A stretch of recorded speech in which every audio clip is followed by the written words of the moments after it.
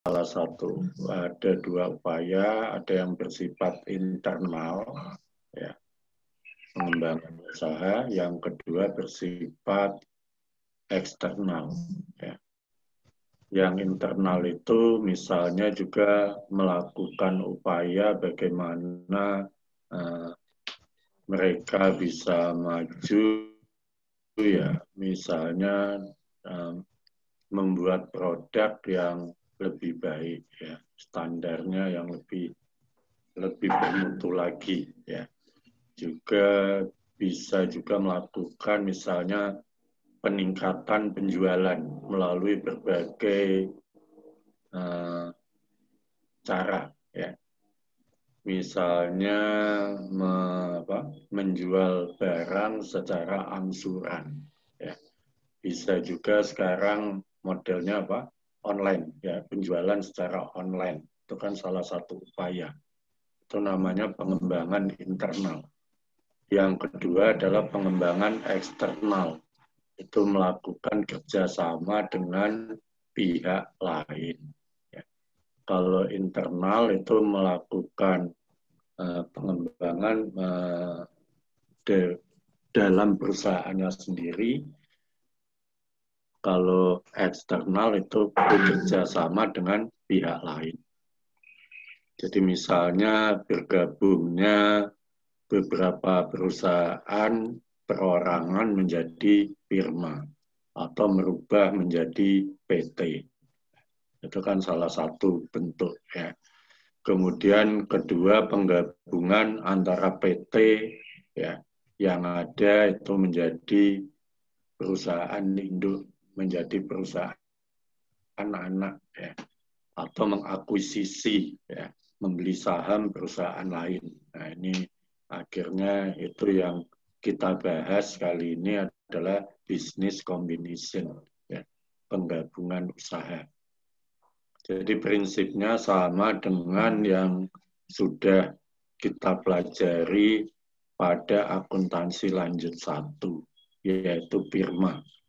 Itu kan kita gabungkan. Misalnya usaha dagang A dengan B bergabung menjadi firma. Sehingga aset, ya, secara akuntansi aset, utang modal dari masing-masing itu kita jumlahkan dan kita masukkan ke akuntansi atau pembukuan firma, ya.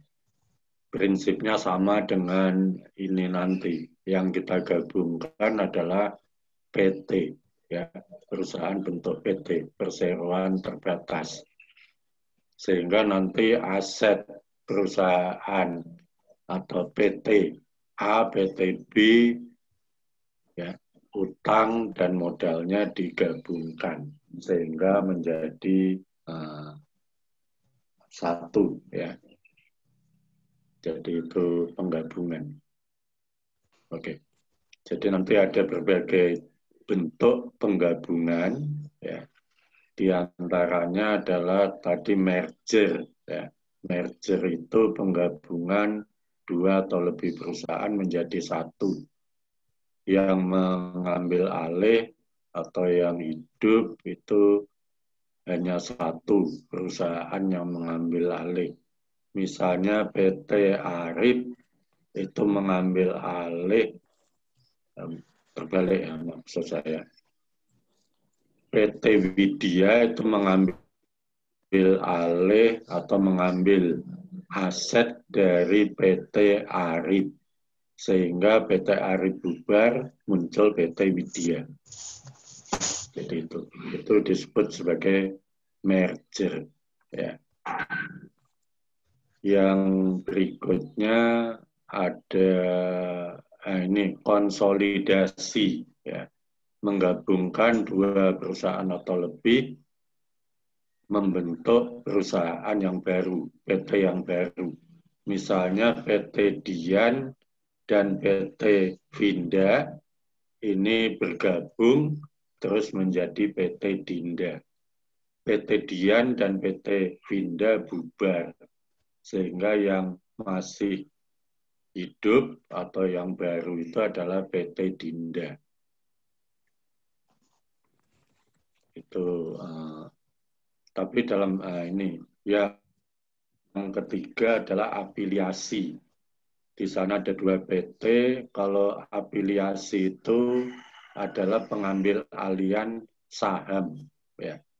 Kalau yang merger konsolidasi tadi pengambil alian aset, ya, dan operasionalnya. Tapi kalau afiliasi itu adalah pengambil alian saham PT lain. Jadi contohnya di sini ada 2 PT, PT Bunda dan PT Nanda. PT Bunda itu mengambil alih saham, ya, sebagian besar dari PT Nanda. Kedua perusahaan tadi, baik PT Bunda maupun PT Nanda, itu tetap berjalan. Jadi dua-duanya berjalan. Akhirnya PT Bunda itu menjadi induk perusahaan dan PT Nanda sebagai anak perusahaan. Itulah yang sekarang dikembangkan menjadi holding, ya, company. Jadi contohnya PT PLN itu memiliki anak perusahaan yang banyak. Ya. Ada pembangkit, ada misalnya PT Power Indonesia itu kan pembangkit listrik. Kemudian nanti ada yang anak perusahaannya yang terkait dengan jaringan, ya, pembangunan jaringan, pembuatan gardu, kemudian ada yang distribusi pelayanan kepada pelanggan PLN. Itu menyatu jadi satu. Oke. Baik. Selanjutnya, sifat penggabungan itu bisa vertikal, itu mereka bergabung sesuai dengan urutan proses produksi dari hulu sampai hilir. Nah, itu bisa demikian.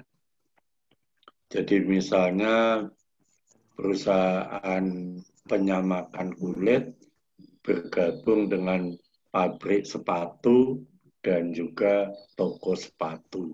Jadi menjadi satu kesatuan. Mungkin perusahaan gandum bergabung dengan pabrik mie instan, kemudian pada pemasarannya dan seterusnya. Oke. Itu disebut penggabungan vertikal. Kemudian penggabungan horizontal itu usaha yang sama, bergabung. Jadi misalnya perbankan itu bergabung jadi satu. Ya, merger jadi satu. Ya. Kalau dulu bank Mandiri itu dulu kan 4 bank yang gabung itu. Yaitu Bank Bumi Daya, Bank Dagang Negara, Bank Pembangunan Indonesia, yang satunya Bank Ekspor Impor, bergabung menjadi Bank Mandiri. Kemudian berikutnya penggabungan konglomerat itu ya semua perusahaan, ya, baik yang proses produksinya vertikal maupun horizontal itu ya gabung jadi satu. Ya, jadi mereka bergerak di berbagai sektor. Misalnya kelompok Indomobil, ya, nah, itu kan jadi satu, ya. Baik itu mungkin perdagangan, mungkin industri dan sebagainya menjadi satu.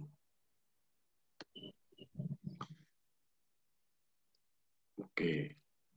Jadi sebelum menentukan mereka bergabung atau tidak, perlu juga kita memperhatikan penentuan modal saham nanti, ya, yang akan dilakukan oleh perusahaan yang mengambil alih tadi. ya yang mau bergabung, yaitu apakah jenis satu saham ataukah lebih dari satu saham. Ya, jadi mungkin saham pendiri, saham biasa, saham preferen dan sebagainya. Berarti kita harus memahami berbagai jenis modal saham. Ya. Karena nanti untuk menunjang akuntansi penggabungan. Ya. Next, oke. Sebelum penggabungan juga bagaimana menentukan jumlah dan pembagian modal saham bagi perusahaan yang diambil alih tadi. Ya. Berapa yang diberikan kepada, maksud saya saham yang diberikan oleh yang mengambil alih tadi untuk mengganti ya saham aset yang diambil oleh perusahaan yang mengambil alih tadi. Ya. Itu bisa berdasarkan kontribusi aset, kontribusi laba maupun gabungan di antara dua hal tersebut. Ya. Dan sekaligus ini sebagai salah satu bahan atau ya sebagai salah satu pertimbangan dalam pengambilan keputusan apakah bergabung atau tidak bergabung di situ. Yeah. Next. Jadi ini contohnya ya. Ada PTA, PTB, PTC. Aset, punya utang, punya ekuitas. Ketiga ini akan bergabung ya. Sehingga kita akan gabungkan asetnya berapa ya. Di sini PTA itu 600, PTB 900, PTC 1.200. Kalau digabungkan menjadi 2.700 ya. Kemudian utangnya 100 A, 200 B, C 400, totalnya 700. Ekuitas A 500, B 700, C 800. Sehingga 2.000 totalnya. Kemudian kalau digabung, ya, maka kalau kontribusi aset bersih atau ekuitasnya itu bisa dihitung untuk A itu 25%, itu ngitungnya 500 ekuitasnya dibagi 2.000, yaitu total kalau bergabung. Sehingga di sana muncul 25%. Ya. B 700 bagi 2.000 kali 100%, 35%. PTC 800 bagi 2.000 kali 100%, ketemunya 40%. Oke. Kemudian laba sebelum bergabung itu 100 A, B, PTB 140, PTC 160. Totalnya 400. Ya. Kalau kita hitung tingkat labanya, itu dihitung caranya dari laba dibagi ekuitas, ya modal. Berarti A 100 bagi 500, 20%. Ya. PTB 140 bagi 700, 20%. PTC 160 bagi 800 kali 100%, ketemunya 20%. Jadi mohon dicermati laba ada, tetapi tingkat labanya sama, yaitu 20%, 20%, 20%. Kalau dihitung kontribusi laba itu adalah 25% untuk A, itu ngitungnya adalah kita lihat dari itu ya. 100 bagi 500 tadi sudah dari 2000 ya. Nanti 25% itu kita hitung ya. Ini 140 dari, maksud saya kontribusi laba itu dihitung 100 kali dibagi 400 dikali 100%. Ketemunya 25%. Yang B 140 bagi 400 kali 100%, 20%, 35%, maaf. Kemudian yang C itu 160 bagi 400 dibagi kali 100%, ketemunya 40%. Coba diperhatikan antara kontribusi aset dengan kontribusi laba sama. Ya, angkanya sama. Sehingga pembagian laba, pembagian saham untuk PTA dan B, C dari perusahaan yang gabung tadi masing-masing 25%, 35%, 40%. Jadi sama saja. Ya, oke. Mungkin beda dengan kasus berikut ya, PTK LM itu nanti sedikit beda. Nah ini. Oh ya, sebelum ke sana kalau kita lihat ya pembagian ABC dari data tadi A dapat 25% ya atau 500 juta, B 35%, C 40%. Sehingga totalnya 2.000 juta atau 2 miliar dengan 100%. Laba 400 juga dibagi masing-masing 25%, 35%, 40%. Jadi angka sama. Jadi ini sebagai bahan pertimbangan ya, mereka bergabung atau tidak ya sama saja karena akan memperoleh hasil yang sama ya. Baik kepemilikan saham maupun laba yang akan diterima.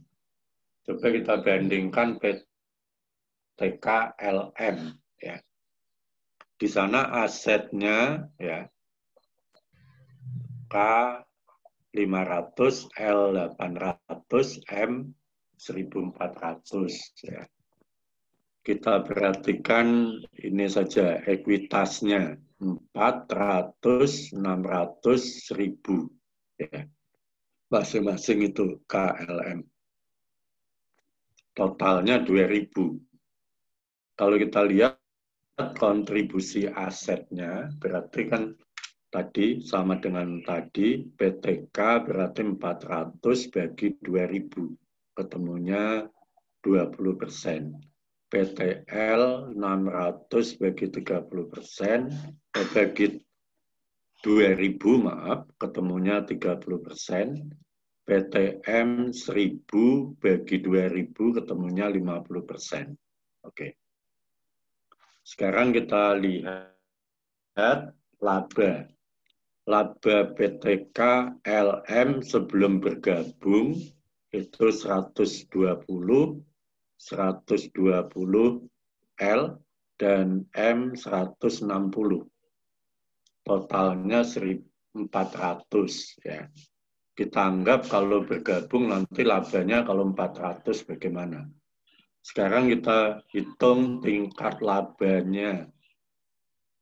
Di sana PTK itu 30%, itu dihitung dari 120 labanya dibagi 400 ya. Kali 100%, ketemu 30%. PTL sama ya. 120 bagi 600 kali 100%, 20%. Kemudian PTM 160 bagi 1000 kali 100%, ketemunya 16%. Mohon diperhatikan, dibandingkan dengan ABC tadi, ya, kontribusi labanya beda, ya, yaitu 30%, 30% L, 40% N. Kalau ABC tadi sama dengan kontribusi ekuitas, ya. Jadi di sini harus kita perhatikan. Karena tingkat labanya beda, maka kontribusi labanya juga beda. Dari ini bisa kita menentukan kontribusi sahamnya masing-masing 20%, K, ya, L-nya 30%, M-nya 50%. Kontribusi saham itu kontribusi labanya angkanya beda, ya, yang M. Ya. Jadi maksudnya di sini ini kalau kita bandingkan, ya, nanti dengan kontribusi laba itu akan terlihat, ya. Kalau kita lihat persentasenya kan tidak sama itu. Persentase kontribusi laba dengan modal itu tidak sama. Sehingga ini berpengaruh.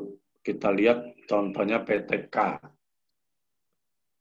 Ya, kontribusi labanya 20% kali 400 ketemunya 80.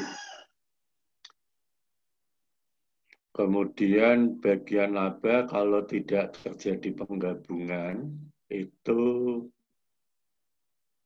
120, ya. Jadi PTK 30 ketemunya 120 dari perhitungan tadi. Mungkin PTK itu bergabung atau tidak kan bisa melihat ini, ya. Kalau dia bergabung, ya, itu hanya dapat 80.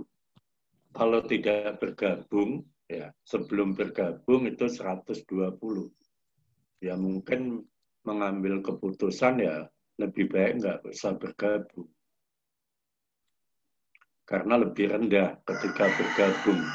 Dia mendapat, ya, bagian lebih rendah. Ya. Coba kita lihat PTL. Sebelum bergabung itu, setelah bergabung dapat 120, tetapi ketika bergabung dapat 120. Berarti sama saja. Bergabung atau tidak, mendapat bagian laba yang sama. Ya. Oke.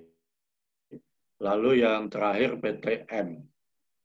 Sebelum bergabung 160, setelah bergabung 200 juta. Pasti dia pengen bergabung. Karena kalau belum bergabung 160, kalau dia bergabung akan mendapat 200. Ya. Ini yang terjadi kalau tingkat laba itu tidak sama. Akhirnya berpengaruh di sini. Jadi ini salah satu alat untuk mengambil keputusan, ya, pertimbangan. Tetapi mungkin ada pertimbangan lain yang lebih dipentingkan, ya, mungkin akhirnya juga bisa bergabung. Misalnya PTK, ketika bergabung kan hanya dapat 80. Sebelum bergabung 120. Tapi mereka tetap ingin bergabung. Mungkin ada keuntungan lain yang diperoleh. Ya.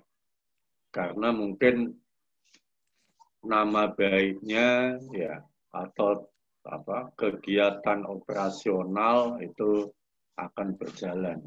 Karena mereka mudah mendapatkan istilahnya bahan ya, bahan baku, karena di situ bergabung juga ada pemilik bahan baku, ya. Jadi menguasai bahan baku. Atau mungkin perusahaan yang bergabung itu salah satunya menguasai pemasaran produk tersebut, sehingga kan dia mengambil nanti keuntungan jangka panjang.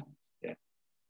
Jadi itu yang sebenarnya kita akan lakukan. Ya. Jadi untuk menguasai akuntansi penggabungan ini, ya, tolong dipelajari masalah ya firma yang kemarin, ya. Kalau kemarin adalah perusahaan perorangan yang digabung menjadi firma, kalau sekarang nanti adalah PT, 2 PT atau lebih digabungkan menjadi PT gabungan, ya. Jadi ini. Jadi tolong juga dipahami masalah akuntansi untuk PT, ya.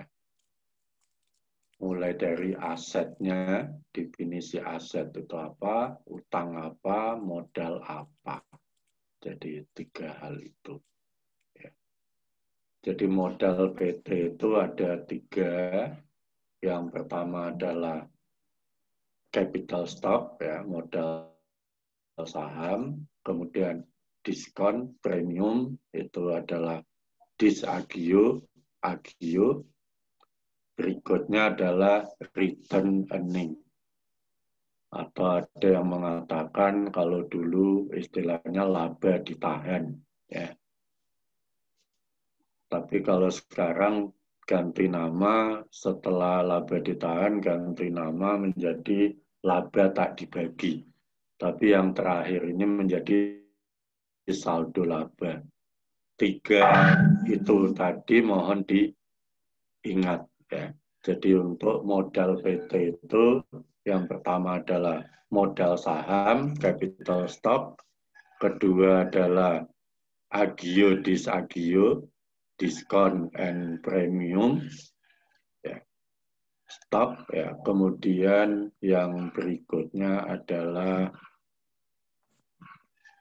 return earning, saldo laba. Jadi itulah yang kita, ya bahasa saya itu diotak-atik nanti, ya. Ketika itu diambil alih asetnya, akhirnya mempengaruhi modal. Karena akan digantikan, ya, maksud saya, aset yang diserahkan itu mendapat ganti saham yang baru. Nah, itu yang tadi kita hitung, ya.